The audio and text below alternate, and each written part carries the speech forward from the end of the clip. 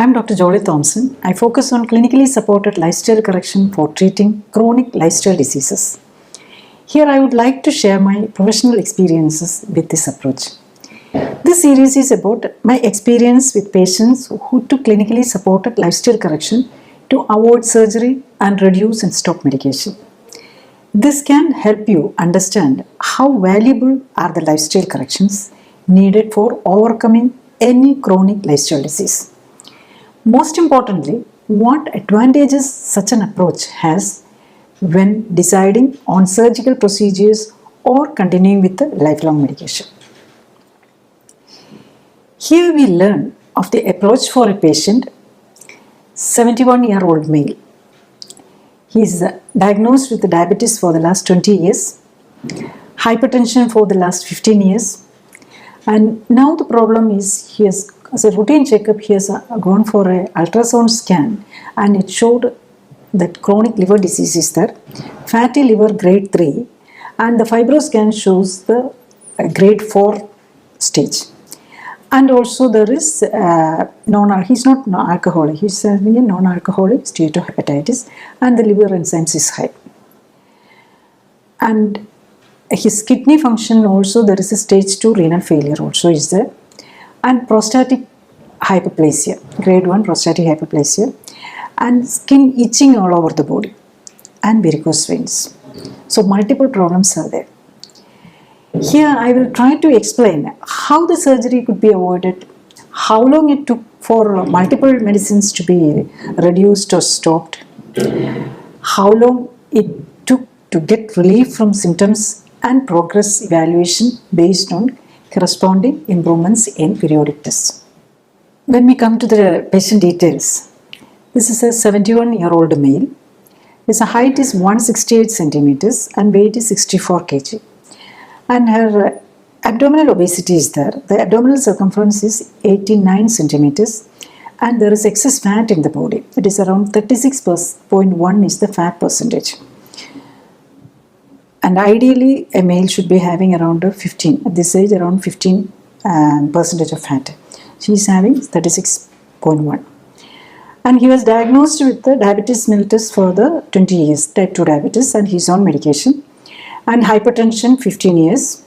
And chronic liver disease and NASH and fatty liver grade 3 and fibrosis, liver fibrosis stage 4. So 1 week it is diagnosed. Before that he was not knowing about it.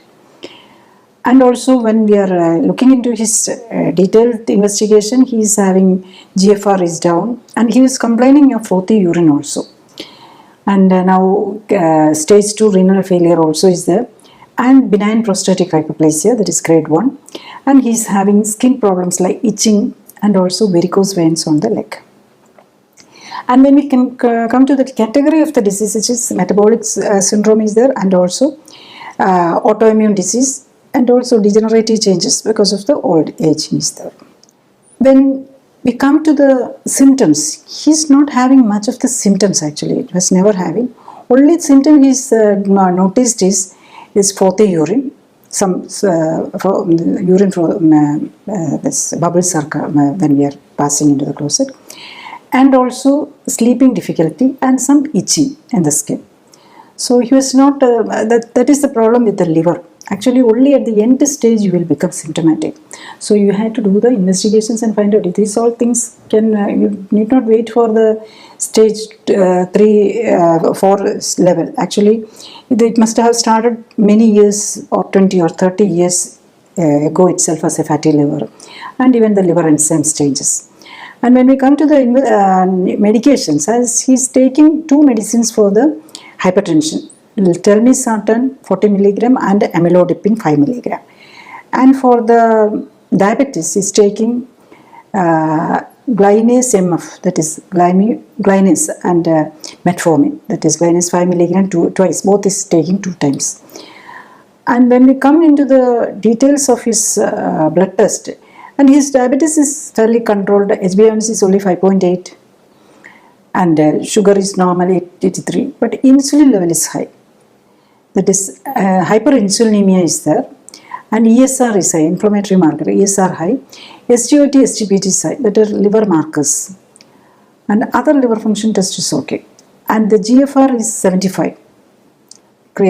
This kidney function is down, and microalbuminuria is there. That is not, microalbumin is not too high actually, it's only 70, around 69.22, and vitamin D is very low, that is 8.8 only. And the toxic element, we look into any other toxins inside the body, especially the heavy metals, is positive for tin. Actually, tin is almost 13.7. It should be less than 2.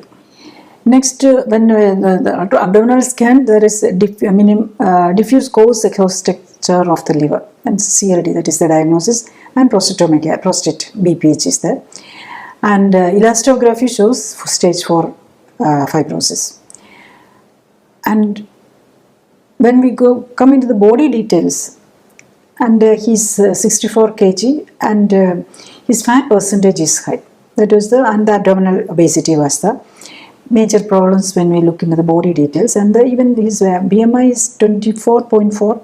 That is okay. Like ideally, Indians should be less than 23. He's not obesity or obese patient. He's slightly overweight, and some abdominal fat is there. That is, he's not that obese. That is why his diabetes is controlled with these medicines. Go into the details of the clinically supported lifestyle correction. And then this sort of patients, we will look into what is the reason. There are many patients who is having much more diabetes and much more hypertension. They are not going into the fatty liver. Even he's not an alcoholic, and also he's not a severely obese or anything. Even though he is getting this fibrosis, what is the reason? So definitely there will be a connection with the food. Any disease, there will be a connection with the food. Why? Our body is made of food. So there is always connection with the food if you are sick. So this patient, when we look into he's having some itching on also. So his IgE level was very high. And so many items he was allergic. And even the house dust mite, and some food like tamarind and rice. He's allergic to rice. That is a staple diet in our part of in Kerala. I'm practicing in, he's a Malayali. I'm practicing in Kerala. So our main food is actually rice. He's allergic to that also. So we should remember that his body is reacting to rice. It is a staple food. And papaya, one of the very common vegetable. Most of in the countryside, everyone will be having 1 or 2 papaya plant. So they will be taking papaya also as a regular food. And the peanuts allergy, so many items actually. Oats, pistachio, almost all the nuts also are allergic. And milk, egg, wheat, he's allergic to wheat also. So many items actually he's allergic.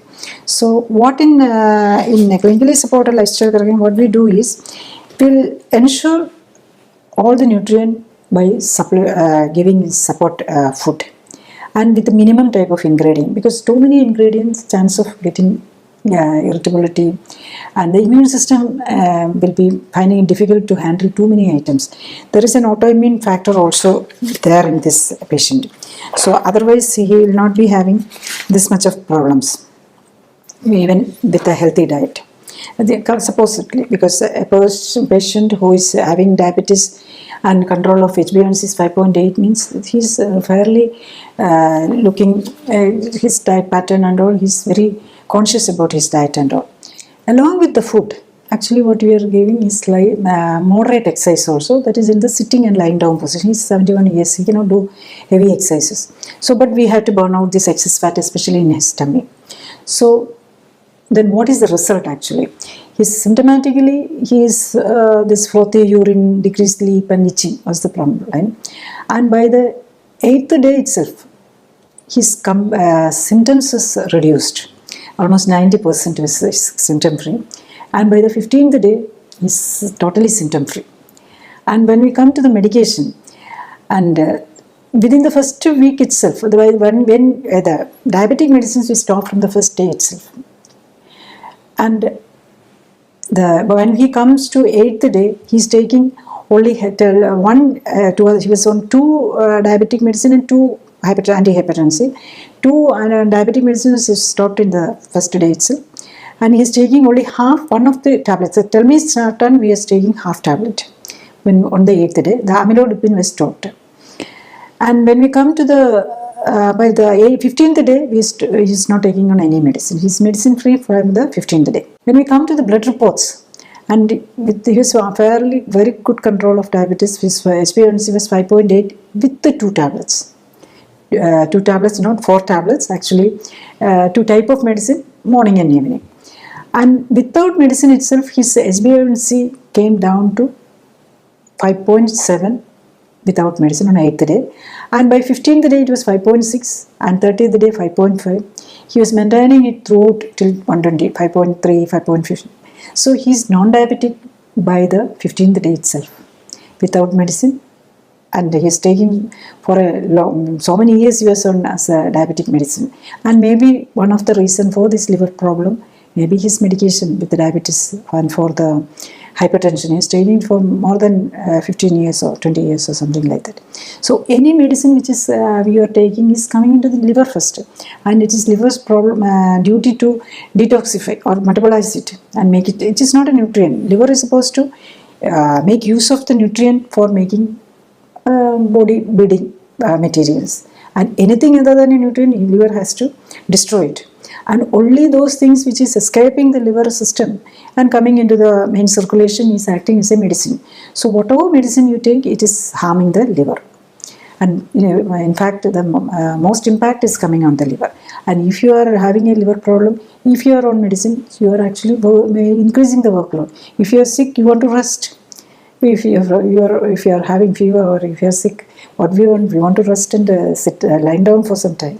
But when we are the liver is saying that I am sick, you are putting more work into the system for the liver by adding medication.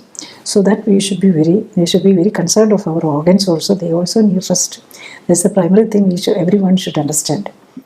Next, other things, actually his insulin was very high. That is high insulin resistance. That is the reason for this type 2 diabetes. And his insulin come down to 2.6 actually. We checked it on the 60th day, it is normal. And ESR was high, that also gradually came down. When we come to the liver function, actually SGPT and SGOT is high. There is evidence of hepatitis. And it is came down by the 8th day, again it came down on the 15th day, and again drastically reduced by the 30 days. And by 60th day, it's the normal. And it was maintaining in the 90th day, and also 120 days it was maintaining. The hepatitis part is inflammation in the liver is reduced. That shows the liver enzymes come down. That means that the hepatitis or the inflammation in the liver is reduced. Then about the GFR, he is having his initial GFR was 75, and it was maintaining it is 75 in the 15th day, but it is increased to 80 by the 30th day. And it is maintaining like that. By the 90th day, it is increased to 84. So he's a 71-year-old man. Our intention is to not to make it down, at least keep it in the second phase itself. But 75 to it was by 90 days it was increased to 84. That's a good result for this age actually. And microalbuminuria, that was one of his complaints. And it is reduced in the first week itself, and again reduced by the 15th day, and came down to normal by the 60th day. It also took some time. Some patients it is even the 7th day itself. Some patients even 7th or 15th day will be corrected, but there was not much albumin in the urine, but it took some time to correct it. By 60th day it was maintained. Okay. And vitamin D was very low. It was got corrected by 30th day. And tin, that is a toxic element, was there. That also, because we are trying to remove the toxins from the body also by improving circulation. By the special type of exercise, usually the toxin also will be got out. And by the 90th day, that usually we check the toxic element only after 3 months. By 3 months, it is tin also is reduced. It was normal. Next, what was the result? Usually we recheck the scanning ultrasound scan also usually by the 90th day. for this is liver problem. So 98th, but for the cancer and all, we check every month or even every week if you want to see whether it is increasing in size or decreasing. If it may not go, but for the cancer and all, it may not go, but if 1 month itself the size is reducing, it is so much reassuring for the patient and also definitely the doctor. By 90th day, actually his fatty infiltration was reduced, and also the prostate size reduced. BPH was there, but the PPH part is reducing, and also fatty infiltration was reducing.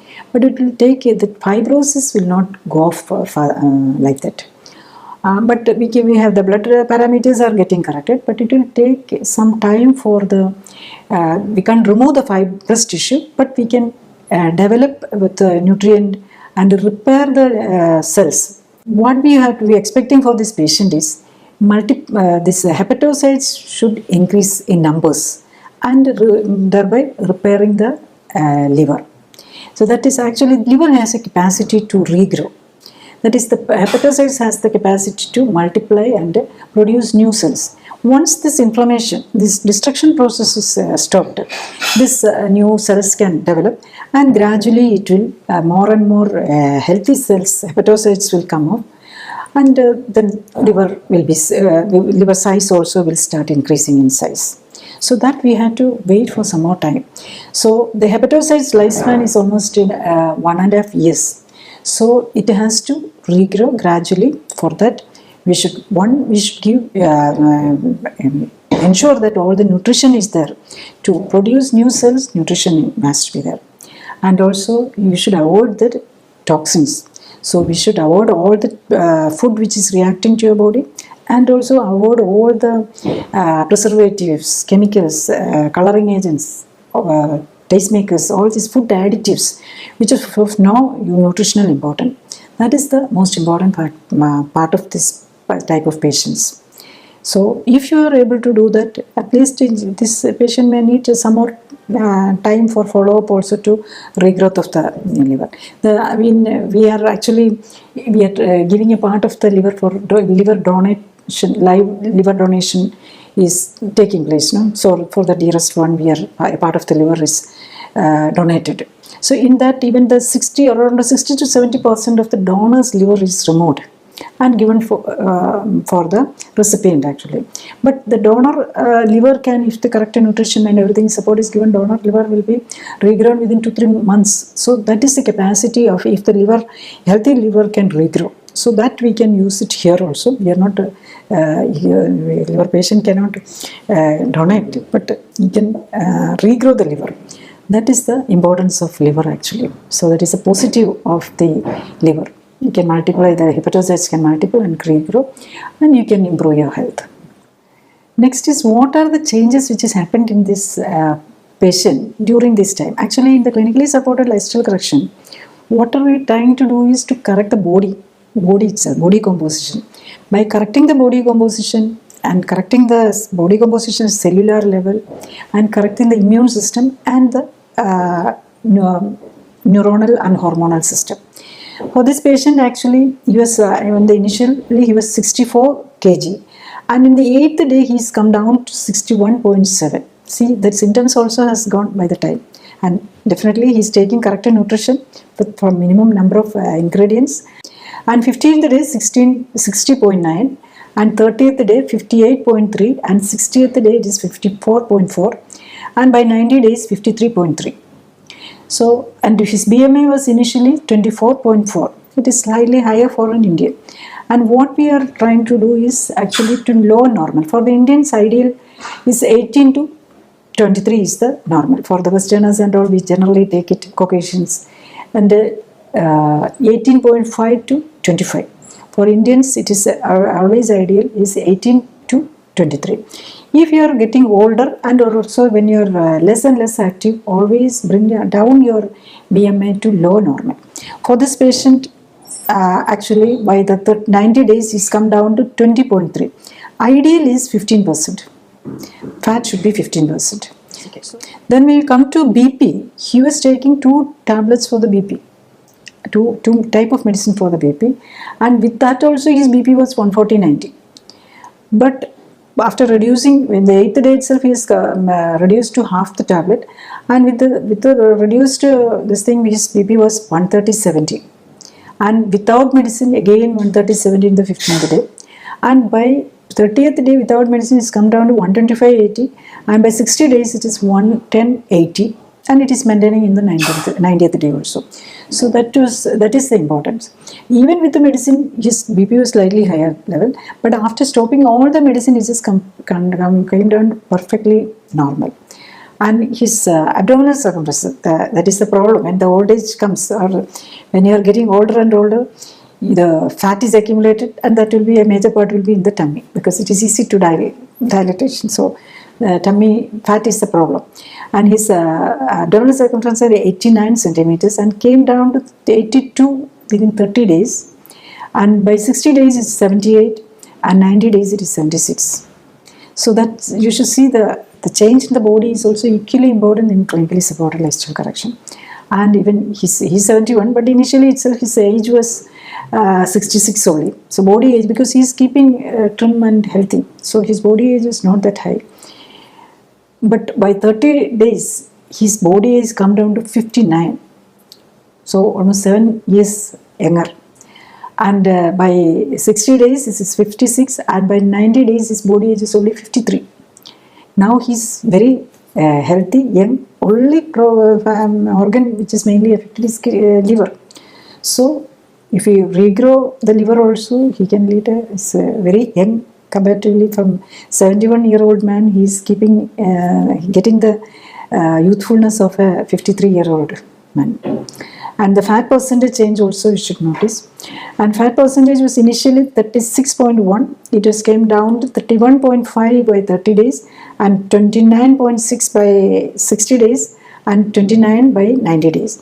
But what we want is to bring down it below 20% at least. Ideally 15%. At this age it may not be that easy to say. It is when the old age is very difficult to build up muscle. It is easy to if you control food and do some exercise, we can reduce the fat, but it is not that easy to build up muscle and bone. But if it is a 41-year or around 30 years, it is easy to build up muscle also.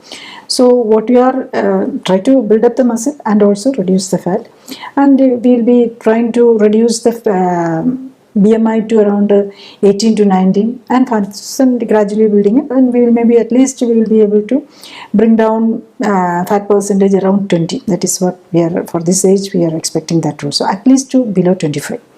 That itself will do for him.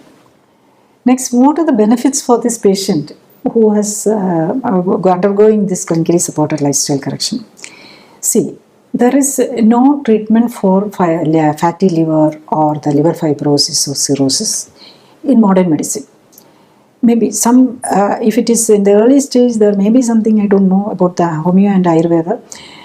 Generally, any medicine if you are taking, it is toxic to liver. That is the primary, we should understand that. And this patient also, there is nothing can be done. Only the doctors will say that you control your diabetes, that's all. So otherwise there is no treatment. For such a patient, in the clinically supported lifestyle correction, what we give importance to is to avoid the toxins. All the medicines is our toxins. Body doesn't need all the medicines, the body considered as toxin. So we want to first stop the medicines to protect the liver or the kidney. He is affected by the kidney, also affected CKD and CLD, both is there, and diabetic and hypertensive. So first we had to come out of the diabetic and hypertensive medicines which he is taking. So that we are able to do in 15 days itself. That is the advantage. Now he is diabetes, he doesn't have diabetes, he doesn't have hypertension. He is not more a patient for the diabetes or hypertension. Actually, he was taking diabetic and hypertension last 20 years he was taking diabetic medicine and 15 years for the hypertensive medicine. And most probably that is one of the reasons for his liver problem also. Because any medicine can, you only think some medicines fast liver failure can occur, some antibiotics or the chemotherapy agents. We can, the liver can, permanent liver failure can occur within a month or so, or even 15 days, it can happen. But this is a gradual destruction of the liver cells. That is why this is chronic liver disease, CLD. So it's all the cirrhosis and all happening in chronic liver disease.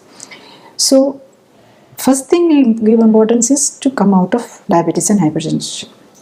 In my experience, type 2 diabetes is easy to treat and 100% result, provided the patient is willing for following the regime.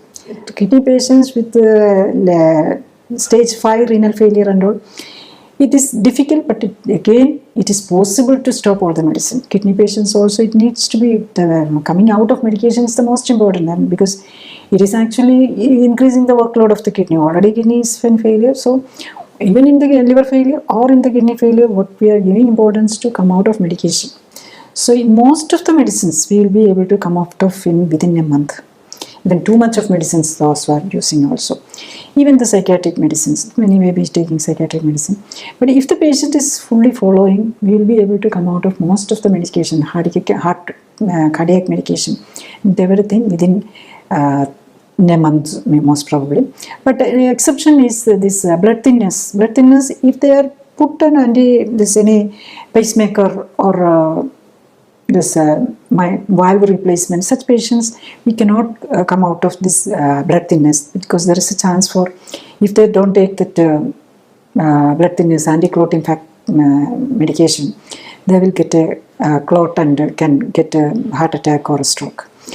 But if they are put a stent in the heart, they may need 1 year. After that, that also can be reduced.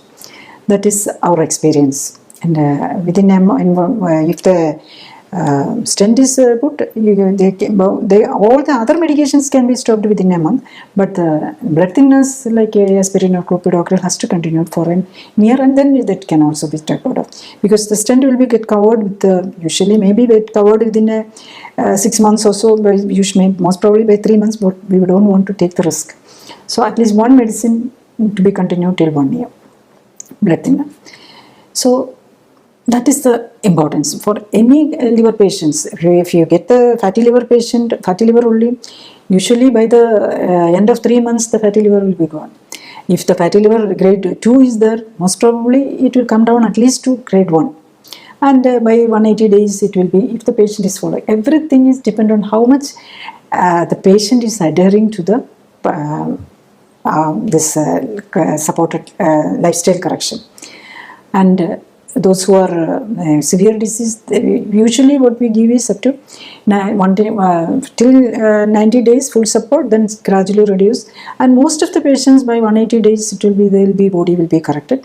But if the patient is very obese, or if the patient is slightly not following everything in the best possible way, then it may take some more time. And also for the cancer patients and autoimmune disease patients, more intense follow-up may be needed for some more time, or maybe at least once in a year checkup. And for everyone is they have a tendency for the sickness, no? So the need to follow up, especially the cancer patients and the autoimmune patients, and everyone should have at least yearly checkup.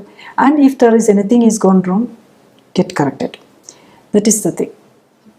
Next, we should see if he is not joining for this clinically supported lifestyle correction, what is his option?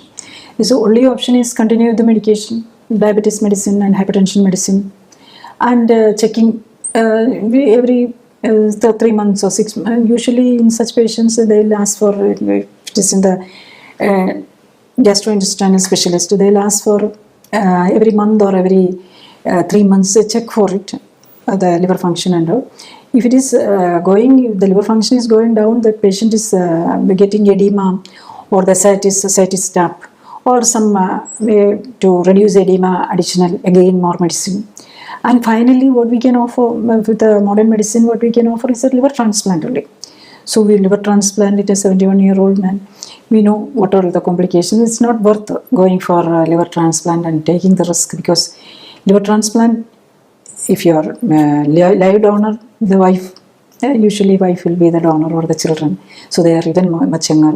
So it's liver donation is a very risky for the donor also, and the recipient also. Definitely, the recipient also, it is a very risky procedure. So if the kidney donation, 2 kidneys there, 1 we can donate, and it is not a major surgical procedure. And in the kidney accepting also, transplanting the donor and the recipient, the patient also, is not that risky, because the original kidney is not removed. and you are actually implanting the kidney in the pelvis. In a special kidney, you will be having 3 kidney. That's all. So the surgical part is very simple. Only thing you have to take the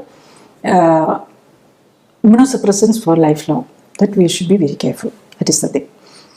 When we come to the liver transplant, see, for transplanting the donor, almost 60 to 70% of the liver is removed. So it is a risk for the donor. So usually the live donor means it should be very close to the family. Otherwise, you can my children or a wife. So it is really not advisable for this age. Then even if for the recipient also, the patient also, unlike the renal transplant, here the liver has to be removed. The diseased liver has to be removed and replaced with a new one. So it is much more complicated procedure, and also the success rate also can be much less compared to a kidney thing. And when if it is a cadaveric or this brain death patient also, we should understand that the patient is the heart. When the heart is beating, the patient is not at death. You are removing all these organs under anesthesia. Even for this brain death patient, the removal procedure is done under anesthesia because it can be painful. It will be even the brain death patient is not conscious. It is a problem. So when we donate also for your dear ones, when it is brain death, you should understand these things also. When the life is there, pain is there, you are removing an organ. So that also, when you are accepting also, you should think. You should not be at this age and all. So we should accepting and donating. Even you are giving a consent for your for organ transplant, organ donation after death. You should consider all this point, and the ethical and other consideration, and also if you are giving a permission for transplantation, whether it can be misused also. So or you should accepting or donating about the liver. You should always understand everything and then only do such things.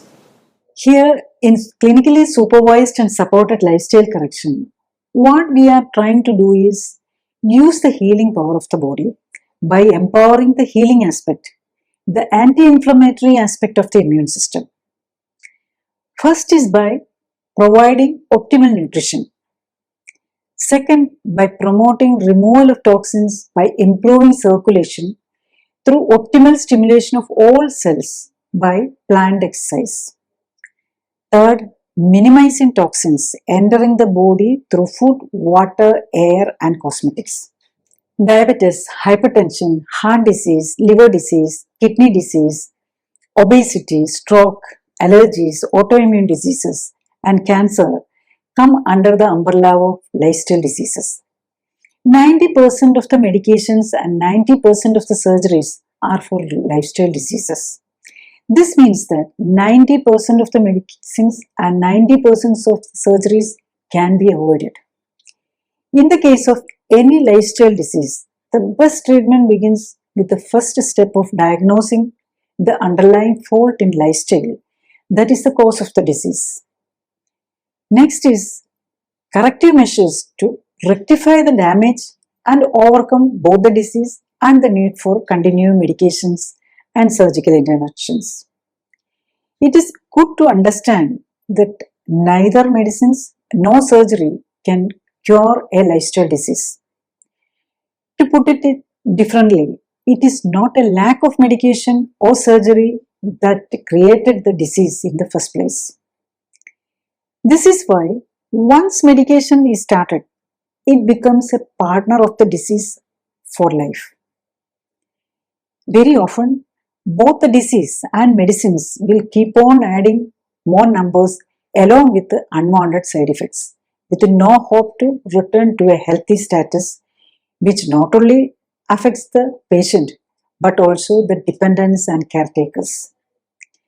This is why it is very important for you to understand and correct lifestyle while also encouraging others to do so. Another important aspect is when someone is talking about healthcare and treatment approaches, you should consider the scientific background of the concerned person. I am Dr. Jolly Thomson, started medical education in Government Medical College, Kottayam as 1981 batch and completed Diploma and MD in Obstetrics and Gynecology from Government Medical College, Thiruvananthapuram, Kerala, India in 1992. After additional training in reproductive medicine, surgery and painless labor, I joined government service. Later, I resigned from government service and in 1997 started practicing as consultant at Lifecare Center, Devara, Kochi. I focus on lifestyle modulation with the clinical support for lifestyle diseases, minimizing need for medication and surgery. We believe the informed patient is the key to treatment success. You can find detailed content on different diseases, their treatments with emphasis to the benefits of lifestyle correction from website and YouTube playlists.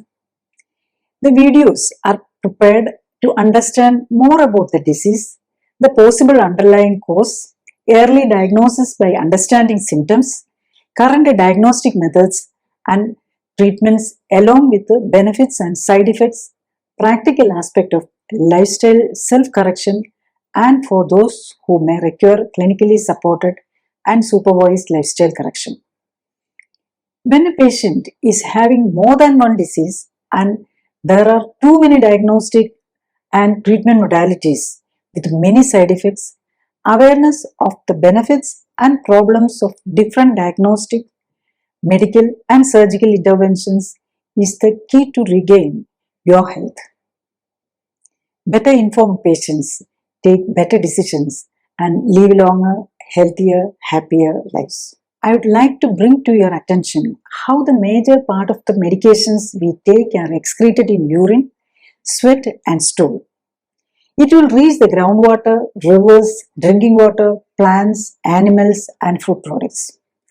That means the medication we take is becoming a threat not only to us humans but to all the life forms on our planet. Therefore, it is essential to correct lifestyle, reverse lifestyle diseases and come out of medications.